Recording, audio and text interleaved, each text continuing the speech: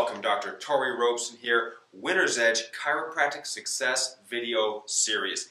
It is an incredibly exciting time of the year. It's a time of the year we must be very, very smart.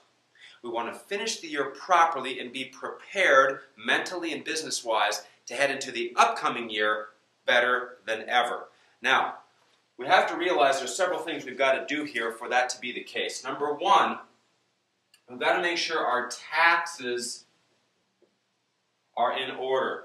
Our federal tax, our state tax, and I got a list of a few other ones here that might apply to you. Possibly a provider tax, your sales and sometimes use tax, and then several other things here. You might consider what's happening with your health insurance, your car insurance, and if all the policies are exactly the way you want, your business insurance, your unemployment insurance, and your work comp policy for anybody in your practice. So a quick assessment of all of these. Now, along with this, I recommend you take a look at where your CAs are for pay and bonuses and what the plan will be for the upcoming year to make sure they are happy. All right? Remember now, the truly successful, I mean super successful chiropractor really has excellent planning, okay? They've planned things out, they see what's happening into the future, and they're prepared for it. Remember now, the Winner's Edge chiropractor is destined to be the richest chiropractor there is in the new era of chiropractic. Why? Because of superior business skill, superior money handling skill, superior vision, superior planning, and all of this, all right? And this is a component of that. Now, there's another key thing I want you to be aware of here. At the end of the year, if you have any money sitting in your account for the clinic, that can be considered profit. Okay? Get a better pen here. And if it's profit, that means it's taxable. So if you have $10,000 sitting in your business checking out at the end of the year, well, that's considered profit normally, and say goodbye to roughly half of it. Okay? So you might as well just say goodbye to $4,000 because it's going to have to be paid in tax. All right, so what we want to be aware of here is, at the end of the year, two things. Number one is you want you to visit with your accountant about getting your account down to practically zero by either taking what you might say deposits or maybe insurance checks or anything like that and not putting them in until after the first of the year. Or, second thing is this. If there is a purchase that you know you're going to need to make in the upcoming year, a serious business purchase that you need, not that you want or it's just an excuse to go and spend the money, but you absolutely need. Let's say, for example, it is time for you to upgrade your software. You call up the ChiroTouch people and say, Tory, my coach, said it's time to upgrade my software. As an example, what happens is then you get to spend all of the money. You get the full use of the money. So if you had $10,000 sitting there, if it sits there, you're going to only end up with $6 because you got to pay tax. But otherwise, you could take the 10, make a legitimate business purchase, all right, and get the full use of the 10.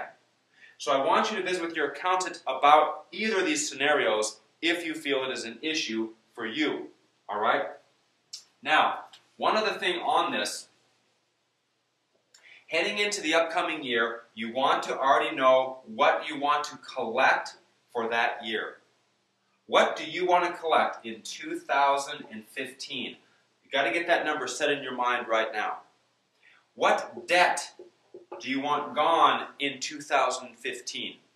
How much money saved in the year 2015? All right?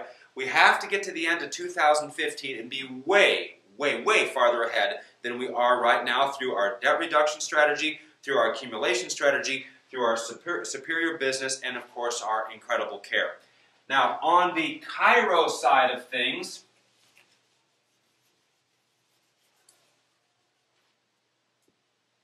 a fundamental process, okay? And here is the question. Why would a patient want to come and see you every week? Or in their eyes, it's, why would I want to go to that chiropractor every week? Well, there's only one answer. And the answer is because their value, okay, is greater than the cost in time and money. If they feel it's more valuable than the cost in time and money, well, then they'll want to go. There it is. So you must create something of such value that it's valuable to them enough that they want to put in the time and money to be there.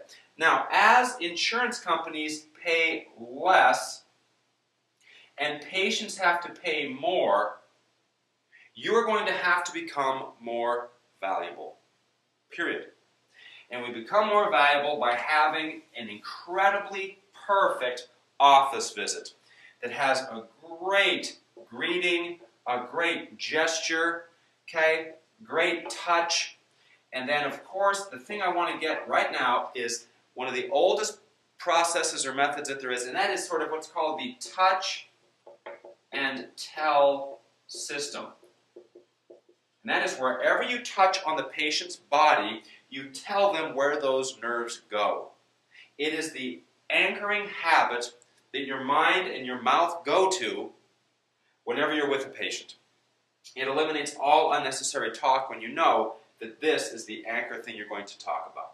Then, of course, we can make our pro-chiro comment, and then we can follow with our wonderful gesture up and on the way out with a beautiful referral statement and another big smile, and they are out the door with a beautiful, beautiful office visit with super high value that makes it a no-brainer for them to want to be there because the time and the cost is so easy in relation to what they're receiving in return. So, superior business, we've got important things to do here before the end of the year, and our office visits being perfect, getting better and better and better, so we head into the upcoming year financially superior, our office visit is awesome, we're incredibly valuable, and our practice will naturally grow.